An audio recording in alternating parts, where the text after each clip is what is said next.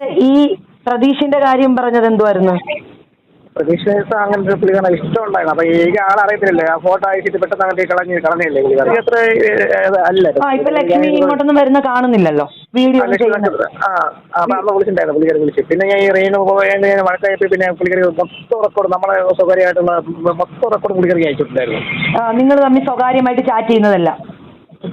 പ്രതീഷിനെ വിളിച്ചായിരുന്നു തോന്നുന്നു, അവന് എന്തോ വേറെന്തോ ആവശ്യം ഉണ്ടായിരുന്നു, ജോലിയുടെ എന്തോ. അപ്പം അതുകൊണ്ടാണ്. നമസ്കാരം. രണാസുന 2 ദിവസം കുറച്ച് തിരക്കായി പോയി, അതുകൊണ്ടാണ് വീഡിയോസ് ഒന്നും വിടാത്തത്. 2 ദിവസമായി വീഡിയോ ഇട്ടിട്ട്. എന്തായാലും ഇന്ന് കുറച്ച് സീരിയസ് ആയിട്ടുള്ള കുറച്ച് കാര്യങ്ങളുമായിട്ടാണ് വന്നിരിക്കുന്നത്. മെയിനായിട്ട് ഈ പറയുന്ന ഒരു വോയിസ്, ഈ പറയുന്ന രണാസുനയെ കുറിച്ച് കുറച്ച് ഞെട്ടിക്കുന്ന ഒരു വോയിസ് കിടന്ന് കറങ്ങുന്നുണ്ട്. ആ വോയിസ് ഞാൻ ഇവിടെ വയ്ക്കാം, അതിനെ കുറിച്ച് പറയാം. അതിനു മുമ്പേ നമ്മുടെ പ്രതീഷിനെ നായകനായി നിന്നും മാറ്റി മറ്റൊരു നായകൻ വരുന്നു എന്നറിയുന്നു. അപ്പോ പ്രതീഷുമായിട്ട് തെറ്റിപ്പിരിഞ്ഞോ രണാസുന എന്നുള്ള ഒരു സാധനം, ഈ സാധനം കണ്ടതിന് ശേഷം നമുക്ക് ആ വോയിസിലോട്ട് വരാം. ആ വോയിസ് നിങ്ങൾ കേൾക്കണം, കുറച്ച് സീരിയസ് ആയിട്ടുള്ള വോയിസ് ആണ്. ഓക്കെ, ആദ്യം ഈ ഒരു സാധനം വയ്ക്കാം. ജിന്നിന്റെ വർക്കായതുകൊണ്ട് ഒരുപാട് സന്തോഷമാണ്. ആദ്യത്തെ കരിമിഴി കണ്ണാലെയാണ് ഞങ്ങളെ, എന്നെയും പ്രതീഷിനെ എന്താ പറയാ, ഒരു നായകനാക്കി ഒരു ആൾക്കാര് പ്രേക്ഷകരെ സ്വീകരിച്ച ജിന്നിന്റെ വർക്കാണ്. അപ്പൊ ആ ഒരു വർക്കിൽ തന്നെ രണ്ടാമത് വിളിച്ചതിന് ഒരുപാട് വർക്കുകൾ ജിന്ന് ചെയ്ത്. അപ്പോഴും ഞാൻ ചോദിച്ചു, ഇടയ്ക്ക് എന്നെ വിളിക്കുമായിരിക്കും, താമസിക്കാതെ വിളിക്കുമായിരിക്കും, വെയിറ്റ് ചെയ്തിരിക്കുകയാണ്. എന്തായാലും കോള് വന്നപ്പോൾ ഭയങ്കര സന്തോഷം. എനിക്കൊന്ന് പ്രതീഷിനെയും വിളിച്ചായിരുന്നു തോന്നുന്നു, അവന് എന്തോ വേറെന്തോ ആവശ്യം ഉണ്ടായിരുന്നു, ജോലിയുടെ എന്തോ. അപ്പം അതുകൊണ്ടാണ് പുതിയ നായകനെ തിരക്കിയതും അമലിനെ കിട്ടിയതും. എന്തായാലും ദൈവാനുഗ്രഹം പോലെ എല്ലാം മുന്നോട്ട് പോട്ടെ. കരിമിഴി കണ്ണാലെ ഏറ്റെടുത്ത പോലെ നിങ്ങൾ, അതുപോലെ എൻ്റെ എൻ്റെ ആൽബങ്ങളൊക്കെ ഏറ്റെടുത്ത പോലെ നിങ്ങൾ ഇത് സ്വീകരിക്കണം. നല്ല മനോഹരമായിട്ടുള്ള ഒരു പാട്ടാണ്. ഓക്കെ, ഇത്രയൊക്കെ തന്നെ. ഇന്നത്തെ നിങ്ങൾ ഈ റീല് ഈ പറയുന്ന ഈ ഒരു വീഡിയോ ഒന്നും കൂടി റിവൈൻഡ് ചെയ്ത് കേട്ട് കഴിഞ്ഞാൽ കൃത്യമായിട്ട് ഈ പറയുന്ന രണാസുനയുടെ മുഖം മാറുന്നത് കൃത്യമായിട്ട് കാണാൻ സാധിക്കും. അതായത് അതുപോലെ സന്തോഷത്തിൽ വന്ന എന്തോ പറയുന്ന ഒരു ആൽബം, അതായത് കരിമിഴി കണ്ണാല്, അവരുടെ ആദ്യത്തെ ആൽബം എന്തോ ആണ് ഈ പ്രതീക്ഷുമായിട്ടുള്ള. അവരെ വീണ്ടും വിളിച്ചു എന്നൊക്കെ പറഞ്ഞിട്ട് അതുവരെ വളരെ സന്തോഷത്തോട് സംസാരിച്ചു കൊണ്ടിരുന്ന രണാസുന പെട്ടെന്ന് മുഖം മാറുന്ന കണ്ട്, അതായത് പ്രതീക്ഷനെ വിളിച്ചതാണ്, പ്രതീക്ഷ വരുന്നില്ല എന്ന് ആദ്യം പറഞ്ഞിട്ട് വീണ്ടും പറയും അതൊരു ജോലിയുമായി ബന്ധപ്പെട്ടാണ് പറയുന്നത്. എന്ത് ജോലി? അവന് ഇതല്ലേ ജോലി, അവന് വേറെ ഒരു ജോലി ഇല്ലല്ലോ. ഇത്രയും വലിയൊരു സൂപ്പർ സ്റ്റാർ, മെഗാസ്റ്റാർ മഞ്ജു വാര്യരുടെ മേളിൽ നിൽക്കുന്ന സ്വന്തം ഭാഗ്യ ജോഡിയിലൂടത്ത് ഒരു ഇത്രയും നല്ലൊരു മില്യൺസ് ഓടുന്ന സംഭവത്തിൽ പ്രതീഷിന് വയ്യ എന്ന് പറയുന്നു. പ്രതീഷിന് വേണ്ട അവിടെ ജോലി തിരക്കാണെന്ന് പറയണമെങ്കിൽ എന്തോ ഇവിടെ പുകഞ്ഞ നാറോടെ ഇനി എന്തൊക്കെ പറഞ്ഞാലും, ഇനി ആരൊക്കെ വന്ന് എന്തൊക്കെ പറഞ്ഞാലും മനുഷ്യരാണല്ലോ, അവരുടെ വീട്ടുകാര് ഒക്കെയാണ് ഓരോ കാര്യങ്ങൾ ഇങ്ങനെ വെളിപ്പെട്ടുകൊണ്ടിരിക്കുകയാണ്. ഇപ്പൊ ഞാൻ വിടാൻ പറഞ്ഞ വോയിസും പലതും വെളിപ്പെടുകയാണ്. അപ്പൊ ഇതൊക്കെ പറയുമ്പോൾ സ്വാഭാവികമായിട്ടും ഈ പണത്തിനേക്കാൾ വലുതാണ്, അല്ലെ പണമാണ് എല്ലാത്തിനേക്കാളും വലുതെന്ന് അവർ വിചാരിച്ചിരിപ്പുണ്ട്. അതായത് രണാസുന ബിഗ് ബോസിലേക്ക് കയറി കഴിഞ്ഞാൽ അതിന്റെ മൂലം താങ്ങി എനിക്ക് എന്ത് ചെയ്യാം, എനിക്ക് ഒരു വൈൽഡ് കാർഡായിട്ട് കയറാം എന്നൊക്കെ പ്രതീക്ഷ ഈ പറഞ്ഞതുപോലെ ആഗ്രഹിച്ചു. പക്ഷേ ഇവ രണാസുനയ്ക്ക് ഇതുവരെ കൺഫർമേഷൻ കിട്ടിയെന്ന് സ്റ്റിൽ നമ്മൾ അറിയുന്നത്, പ്രൊഫൈൽ ഷൂട്ട് ഒന്നും കഴിഞ്ഞില്ല എന്ന് നമ്മൾ അറിയുന്നു. അതിന്റെ സത്യാവസ്ഥ എന്തോ ആയിക്കോട്ടെ, അങ്ങനെ നമുക്ക് കേൾക്കുന്നു. ഇനി അവർ അതീവ രഹസ്യമായിട്ട് വെച്ചിരിക്കുന്നോ എന്നും എനിക്കറിയത്തില്ല. നമ്മുടെ അറിഞ്ഞതിൽ ഇതുവരെയായിട്ടും കൺഫർമേഷൻ കിട്ടിയിട്ടില്ല. ഈ പ്രാവശ്യം ചിലപ്പോൾ കാണാനും ചാൻസ് കുറവാണ്. ചിലപ്പോൾ വൈൽഡ് കാർഡ് വന്നാൽ അറിഞ്ഞുകൂടാ, നോക്കാം. ഓക്കെ, അപ്പൊ അങ്ങനെയൊക്കെ കയറാന്ന് പറഞ്ഞപ്പോൾ ഇതൊക്കെ ഈ ബിഗ് ബോസിനൊക്കെ പുറത്താവുന്ന പതുക്കെ വലിഞ്ഞതാണോ? ഭാര്യമാരാണെങ്കിലും ഉറപ്പായിട്ടും പറയും, ഇത്രയും ഗ്ലോസിപ്പും ഇത്രയും ഒരു വാർത്തകളൊക്കെ വരുമ്പോൾ നിങ്ങൾ ഇതിൽ നിന്ന് മാറി നിൽക്കുന്നതാണ് നല്ലതെന്ന് പറഞ്ഞിട്ട്. അപ്പൊ എന്തായാലും ഞാൻ പോയിന്റ് ഔട്ട് ചെയ്ത കാര്യം, ഇതിടെ പ്രതീഷിന്റെ പേര് പറയുമ്പോൾ രണാസുനയുടെ മുഖത്ത് വരുന്ന ആ ഒരു ഭാവ വ്യത്യാസം നിങ്ങൾക്ക് സംശയമുണ്ടെങ്കിൽ ഒരിക്കൽ കൂടി ഈ റീൽ കുറച്ചും കൂടി ബാക്കിലടിച്ച് ഒന്നും കൂടി കാണുക. അതുവരെ ചിരിച്ചുകൊണ്ടിരുന്ന രണാസുനയുടെ മുഖഭാവം എങ്ങനെയാണ് മാറിയെന്ന് കൃത്യമായിട്ട് അറിയാം. ഇനി അടുത്ത് ഞാൻ ഇവിടെ ഒരു വോയിസ് പ്ലേ ചെയ്യാം. അത് ഈ പറയുന്ന ഒരു സൈഡിൽ സംസാരിക്കുന്നത് വീണയാണ്, മറു സൈഡിൽ എനിക്ക് രതീഷ് എന്ന് പറയുന്ന ഒരാളാണ്. അയാളും ഈ പറയുന്ന രണാസുനയുമായിട്ട് എന്തോ ഒരു അരുതാത്ത ബന്ധം ഉണ്ടായിരുന്നു എന്നാണ് ഈ പുള്ളി വാദിക്കുന്നത്. ഈ പുള്ളി അങ്ങനെയാ വാദിക്കുന്നത്. ഈ പുള്ളി ഈ പറയുന്ന ഇതിന്റെ ചാറ്റ് എല്ലാം പുള്ളിയുടെ കയ്യിലുണ്ട്, എപ്പോ വേണോ നമുക്ക് സബ്മിറ്റ് ചെയ്യാം എന്നൊക്കെ. ഇത് ഒരുപാട് കേസുകളുണ്ട്. അതായത് കിച്ചുവിനെ ഉൾപ്പെടെ ഒരുപാട് പരാമർശം ഇതിനകത്തുണ്ട്. കിച്ചുവിനെ പറ്റി ഈ പറയുന്ന രണാസുന പറഞ്ഞ പല പരാമർശങ്ങൾ, അതൊക്കെ ഞാൻ അവിടെ ഞാൻ കുറെയൊക്കെ കട്ട് ചെയ്തിട്ട് നമുക്ക് ഇവിടെ കേൾപ്പിക്കാൻ പറ്റുന്നത് മാത്രമാണ് കേൾപ്പിക്കുന്നത്. കുറച്ച് ലെന്തി ആയിട്ടുള്ള ഒരു വോയിസ് ആയിരുന്നു. ഇവിടെ കേൾപ്പിക്കാൻ പറ്റുന്ന കുറച്ച് ഭാഗങ്ങൾ മാത്രം കേൾപ്പിക്കും. ചിലപ്പോൾ വേറെ എവിടെയെങ്കിലും ഇതിന്റെ ഫുൾ വെർഷൻ വന്നിട്ടുണ്ടാവും, നിങ്ങൾ പോയി കാണുക. എനിക്ക് കിട്ടിയതിന് ഞാൻ ഇങ്ങനെ ഒരിടത്ത് നിന്ന് കണ്ടതാണ്, അതിൽ നിന്ന് കിട്ടിയ ചില ഭാഗങ്ങൾ നമുക്ക് ഇവിടെ വെക്കാം, എന്നിട്ട് നമുക്ക് സംസാരിക്കാം. ഇതിൽ എന്തെങ്കിലും സത്യാവസ്ഥയുണ്ടോ എന്നുള്ളത് നമുക്ക് നോക്കാം. ഓക്കെ, ഈ പ്രതീഷിന്റെ കാര്യം പറഞ്ഞത് എന്തുവായിരുന്നു? പ്രതീക്ഷ അങ്ങനത്തെ ഒരു പുള്ളിക്കാരനെ ഇഷ്ടമുണ്ടായിരുന്നു. അപ്പൊ എനിക്ക് ആളറിയത്തില്ലേ, ആ ഫോട്ടോ അയച്ചിട്ട് പെട്ടെന്ന് അങ്ങോട്ട് കളഞ്ഞില്ലേ പുള്ളിക്കാരൻ. അപ്പൊ അങ്ങനെ പറയുന്നത് ഇഷ്ടമായിരുന്നു എന്നൊക്കെ പറഞ്ഞിട്ടുണ്ടായിരുന്നു. ഓ, പ്രതീക്ഷ അവളുമായിട്ട് ഇഷ്ടമായിരുന്നെന്ന്. അതിപ്പോ നല്ല അത് ഏതാണ്ട് 1 വർഷം അടുപ്പിച്ച് പറഞ്ഞിട്ടുണ്ട്. നിങ്ങൾ തെറ്റിദ്ധരിക്കേണ്ട, ഇത് ഇപ്പോഴത്തെ പ്രതീക്ഷ അല്ല, മറ്റേതോ ഒരു പ്രതീക്ഷിന്റെ കേസാണ് പറയുന്നത്, മനസ്സിലായോ? അപ്പൊ പേരിനോടുള്ള ഒരു ഇഷ്ടമാണോ ഇപ്പോഴുള്ളതെന്ന് എനിക്കറിയത്തില്ല. അത് 1 വർഷം മുമ്പുള്ള സാധനം മറ്റാരോ ആണെന്നാണ് എനിക്ക് ഇതിൽ നിന്ന് മനസ്സിലാവുന്നത്. ഓക്കെ, ബാക്കി പിന്നെ നിങ്ങളോട് ഇവളെന്തുവായിരുന്നു ചോദിച്ചത്? കല്യാണം കഴിക്കാന്നോ? അല്ല, അങ്ങനെ ഒരു ഇതായിരുന്നു പുള്ളിക്കാരിക്ക്. ഞാൻ പറഞ്ഞ അങ്ങനെയല്ലേ, എനിക്ക് ഫാമിലി ഉള്ളതാണ്, വൈഫ് നാട്ടിലാണ്. അപ്പൊ വൈഫ് പുള്ളിക്കാരി ഇന്നല്ലെങ്കിൽ നാളെ പുള്ളിക്കാരത്തി വരും. അപ്പം അവര് പ്രതീക്ഷ വരുമെന്ന പ്രതീക്ഷ ഉണ്ടാവുന്ന ചോദിച്ചു. ഞാനത് ഉണ്ടെന്ന് പറഞ്ഞു, പ്രതീക്ഷ ഉണ്ടെന്ന് പറഞ്ഞു. ഓക്കെ, ഇവിടെ ഈ പുള്ളി വാദിക്കുന്ന, അല്ലെങ്കിൽ പുള്ളി പറഞ്ഞ് സമർത്ഥിക്കാൻ വേണ്ടി ശ്രമിക്കുന്നു മറ്റൊന്നാല് പുള്ളിയുമായിട്ട് റിലേഷൻ ഉണ്ടായിരുന്നു, പുള്ളിക്ക് വേറെ വൈഫും കാര്യങ്ങളൊക്കെ ഉണ്ടായിരുന്നു.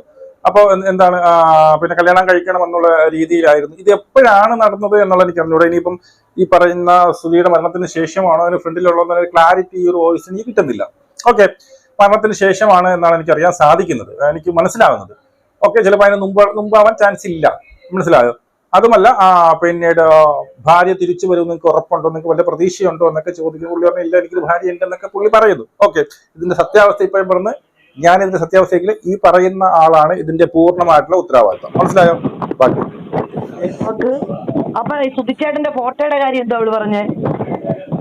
ഞാൻ ഫോട്ടോ എഡിറ്റ് ചെയ്ത് കൊടുത്തിട്ടുണ്ടായിരുന്നു. ഫോട്ടോ എഡിറ്റ് കൊടുത്തിട്ടുണ്ട്.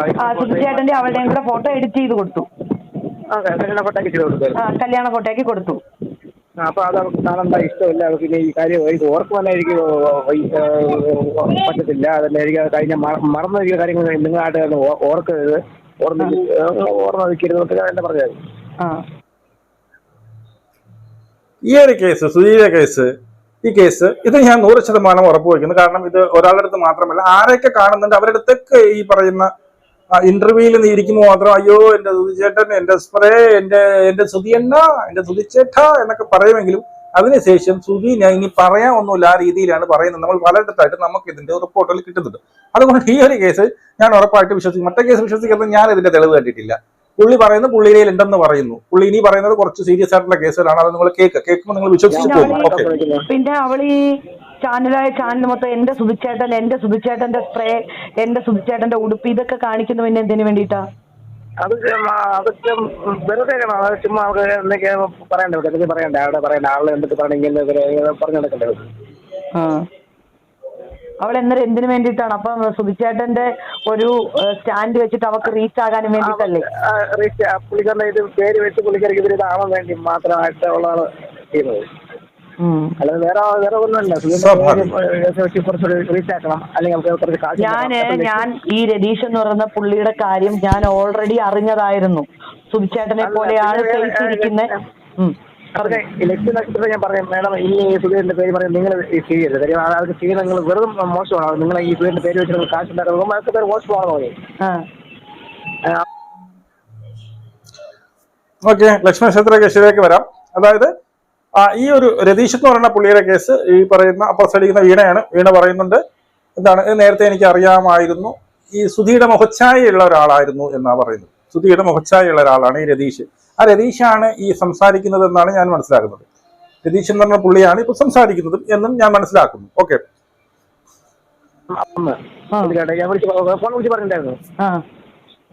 മോശമാണ് അതൊക്കെ ചെയ്യുന്നത്. ഇതിന്റെ പേരിൽ വെച്ച് നിങ്ങൾ കാശുണ്ടാക്കുക, നിങ്ങൾ കുറെ കാശുണ്ടാക്കിയാണ് അങ്ങനെ ചെയ്യുന്ന മരിച്ച ഒരാളെ നിങ്ങൾ വീണ്ടും കൊണ്ടുകൊണ്ടിരിക്കുന്നത് പറഞ്ഞു. അതൊക്കെ പറഞ്ഞ് പിന്നെ പുള്ളിക്കാരി അത്ര അല്ല. ഇപ്പൊ ലക്ഷ്മി ഇങ്ങോട്ടൊന്നും വരുന്ന കാണുന്നില്ലല്ലോ, വീഡിയോ അവളെ വിളിച്ചിട്ടുണ്ടായിരുന്നു. പുള്ളിക്കാരി വിളിച്ചു. പിന്നെ ഞാൻ ഈ പഴക്കയപ്പി പിന്നെ പുള്ളിക്കാരി മൊത്തം റെക്കോർഡ്, നമ്മളെ സ്വകാര്യമായിട്ടുള്ള മൊത്തം റെക്കോർഡ് പുള്ളിക്കാരി അയച്ചിട്ടുണ്ടായിരുന്നു. നിങ്ങൾ തമ്മിൽ സ്വകാര്യമായിട്ട് ചാറ്റ് ചെയ്യുന്നതല്ല, ചാറ്റ് ചെയ്യുന്ന എല്ലാം അയച്ചിട്ടുണ്ടായിരുന്നു. അയ്യോ, അങ്ങനൊക്കെ ചെയ്തോ? സുഖമായിട്ട് അവ അറിയണ്ടേ കാര്യം, ഞാൻ അവരെ അറിയണ്ടേ എന്താണെന്നൊക്കെ. ഓക്കെ, മനസ്സിലായല്ലോ.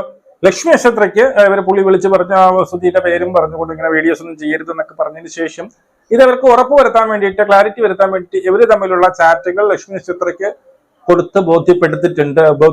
അതിന് ശേഷമാണ് ഈ പറയുന്ന ലക്ഷ്മി നക്ഷത്രയും ഈ പറയുന്ന എന്താണ് രണാസുനയുമായിട്ട് അടിച്ചു പിരിഞ്ഞത് എന്നാണ് പുള്ളി പറഞ്ഞു വെക്കുന്നത്. അതിനുശേഷം ലക്ഷ്മി നക്ഷത്രയ്ക്ക് ഈ ഒരു വോയിസ് കൊടുത്തപ്പോൾ രണാസുന അതിന് പറഞ്ഞൊരു മറുപടിയും കൂടിയുണ്ട്. ആ മറുപടിയും കൂടി നിങ്ങൾ കേൾക്കണം. അപ്പൊ എന്നെ വിളിച്ചിട്ട് വിളിച്ചു നോക്കും. അപ്പൊ അന്ന് വൈകിട്ട് പറയാം, നീ ഇതെല്ലാം അയച്ചു കൊടുത്താൽ എനിക്ക് ഒന്നുമില്ല കാര്യം, നീ റെക്കോർഡ് നീ കൊടുക്കേണ്ടതെല്ലാം കൊടുത്തു എന്നെ പറഞ്ഞത്. എത്ര കൊടുക്കുന്നു അത്രയും കൊടുത്തു എന്നൊക്കെ എന്നെ വിളിച്ചു പറയുന്നുണ്ടായിരുന്നു. ഓ, രതീഷ് ലക്ഷ്മി നക്ഷത്രയ്ക്ക് ഈ ചാറ്റിംഗ് എല്ലാം അയച്ചു കൊടുത്തു. അപ്പൊ അത് രതീഷിനെ വിളിച്ചു പറഞ്ഞു, നീ ആർക്ക് വേണമെങ്കിലും കൊടുത്തു, എനിക്കൊരു ചുക്കുമില്ലെന്ന്. ഒന്നുമില്ലെന്നാകും അവക്കല്ലെങ്കിൽ എന്താ ഉള്ളത്? എന്നിട്ട് നിനക്കൊരു സ്വഭാവം, നീ ആര് വിളിക്കാൻ നീ റെക്കോർഡ് ചെയ്ത് വെക്കും, അത് അങ്ങനെ ഒരു സ്വഭാവം. അപ്പൊ ഞാൻ റെക്കോർഡ് ചെയ്യുന്നത് നിന്റെ ടോൺ മാറിയപ്പോൾ റെക്കോർഡിങ് ചെയ്യുന്നതായിരുന്നു. ഈ പ്രതീഷിന്റെ കാര്യം പറഞ്ഞത് എന്തുവായിരുന്നു? ഓക്കെ, സംഭവം മനസ്സിലായല്ലോ. ലക്ഷ്മി നക്ഷത്രയ്ക്ക് കൊടുത്താലും എടുത്താലും എനിക്കൊരു കുഴപ്പമില്ല, നീ എന്ത് വേണം ചെയ്തു, നീ പറയണൊക്കെ നീ റെക്കോർഡ് ചെയ്ത് വെക്കുമെന്നാണ് പറയുന്നത്. പുള്ളി അതിന്റെ റെക്കോർഡൊക്കെ വളരെ ഭദ്രമായിട്ട് ഉണ്ട് എന്ന് പറയുന്നു പുള്ളി തന്നെ. പിന്നെ ഈ ലക്ഷ്മി നക്ഷത്രത്തിന്റെ പേരും കാര്യങ്ങൾ ലക്ഷ്മി നക്ഷത്രയ്ക്ക് ഒരു സാധനം അയച്ചു കൊടുത്തിട്ടുണ്ട് എന്നൊക്കെ പറയുമ്പോൾ ഇതിനൊരു ഒരു വിശ്വാസ്യത നമുക്ക് വരുന്നുണ്ട്. ഇതെന്റെ ഞാൻ കേട്ടെടുത്തോളം കാലം ഇതിന് കള്ളമാവാനുള്ള ചാൻസ് അവരുടെ ആ ബോഡി ലാംഗ്വേജ് അല്ലെങ്കിൽ പറയുന്ന ആ ഒരു ടോണും കാര്യങ്ങളും വെക്കുമ്പോൾ ഇതൊരു സത്യസന്ധമായിട്ടുള്ള ഒരു കാര്യമായിട്ടാണ് എനിക്ക് തോന്നുന്നത്. എങ്കിലും ഇതിന്റെ ഒരു തെളിവില്ല, നമുക്ക് ഈ പുള്ളി പറയുന്ന മൊത്തമായിട്ട് വിശ്വസിക്കണമെന്നില്ല. പക്ഷെ ഇങ്ങനെ ഒരു കേസാണ് വരുന്നത്. പുള്ളി പറയണ ഏത് നിമിഷവും പുള്ളി അതെടുത്ത് പുറത്തിടും എന്നുള്ളതാണ് പറയുന്നത്. മനസ്സിലായോ? പുള്ളി അതെടുത്ത് പുറത്തിടാൻ തയ്യാറാണ് എന്നാണ് പറയുന്നത്.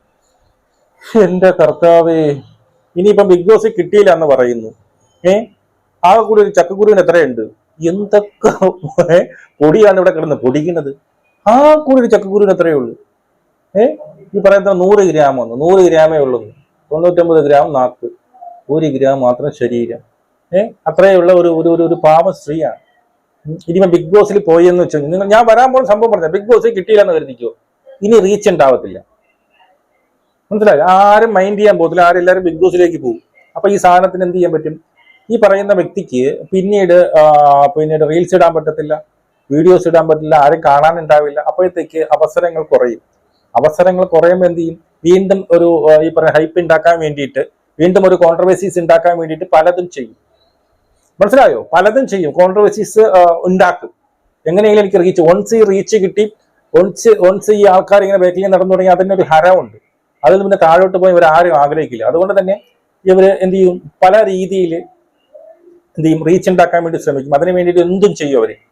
അങ്ങനെ വരുമ്പോൾ വീണ്ടും വീണ്ടും നാറിക്കൊണ്ടിരിക്കും. ഈ ചെയ്യുന്നതൊക്കെ ഒരു നാളെ പിടിക്കപ്പെടും. വീണ്ടും നാണം കെട്ട് നാറേണ്ടതായിട്ട് വരും. ഇതൊക്കെ തന്നെയാണ് ഇതിന്റെ അവസാനം.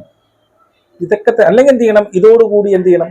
ഈ പറയുന്ന ഇന്റർവ്യൂസ് കൊടുക്കുകയും ഈ വാർത്താളം അടിക്കുകയും ഈ വായ്ക്ക് തോന്നുന്നത് കോറയ്ക്ക് പാട്ടെന്നുള്ള രീതിയിൽ അഹങ്കാരമൊക്കെ മാറ്റി വെച്ചിട്ട് താങ്കളുടെ സ്വന്തം ജോലി ചെയ്ത് റീലെങ്കിൽ റീല് ചെയ്യുക, അങ്ങ് പോവുക. ഈ പറയുന്ന മീഡിയകൾക്ക് എന്ത് ചെയ്യരുത്? ഇങ്ങനെ ബൈറ്റുകളും കാര്യങ്ങളും ഒന്നും കൊടുക്കാതിരിക്കുക. അയ്യോ വേണ്ട. മനസ്സിലായി? എന്തെങ്കിലും ഒരു ക്വസ്റ്റ്യൻ ചോദിക്കുമ്പോൾ എല്ലാ ക്വസ്റ്റ്യനും മറുപടി പറയുന്നില്ല. അതൊക്കെ അവോയ്ഡ് ചെയ്യാനുള്ള ക്വസ്റ്റ്യൻസിനെയൊക്കെ അവോയ്ഡ് ചെയ്ത് വിടുക. എല്ലാത്തിനും എടുത്ത് ഓരോത്തിനും വിളിക്കുകയും അവരെ തന്തയെ വിളിക്കുകയും ഞാൻ കിടന്നാണ്, എൻ്റെ മറ്റവളെ ഞാൻ സുധീരോടെ കിടന്നാണ്, ഋതപ്പനെ ഉണ്ടാക്കുന്ന നിങ്ങളുടെ സംസ്കാരമില്ലേ? താങ്കൾ ഏത് തരത്തിലാണ് എന്നുള്ളത് നമുക്ക് മനസ്സിലാവേണ്ടത്. താങ്കൾ ഒന്നെടുത്ത രണ്ടാമത് തള്ളക്കി വിളിയെന്നാണ് നമ്മൾ അറിയാൻ സാധിക്കുന്നത്. നിങ്ങളൊരു 10 സ്വകാര്യമായിട്ട് സംസാരിക്കുമ്പോൾ ഒരു 10 വാക്ക് വരുമ്പോൾ നിങ്ങളുടെ 100 ചീത്ത വിളിക്കുന്നു എന്നുള്ളതാണ് അറിയാൻ സാധിക്കുന്നത്. ഈ ചീത്ത വിളിയൊക്കെ എല്ലാവരും കൊണ്ടുവന്ന് ബിഗ് ബോസിൽ കൊണ്ട് കയറിയാലുള്ള അവസ്ഥ ആലോചിച്ചു. ആലോചിച്ചു നിങ്ങളുടെ അടുത്ത് ഉടുക്കും ആൾക്കാർ. നമുക്ക് റിവ്യൂ ചെയ്യാൻ പറ്റും. നമുക്ക് എന്തായാലും ഇത് തുടങ്ങുമ്പോൾ നമ്മൾ ഇതിലോട്ട് പോകും. ഞാൻ പിന്നെ ഈ ഒരു സബ്ജക്റ്റ് വിടും, രണാസുര സബ്ജക്റ്റ് അങ്ങ് വിടും. ബിഗ് ബോസിൽ ഉണ്ടെങ്കിൽ പിന്നെ നമുക്ക് പറയാൻ പറ്റത്തില്ല.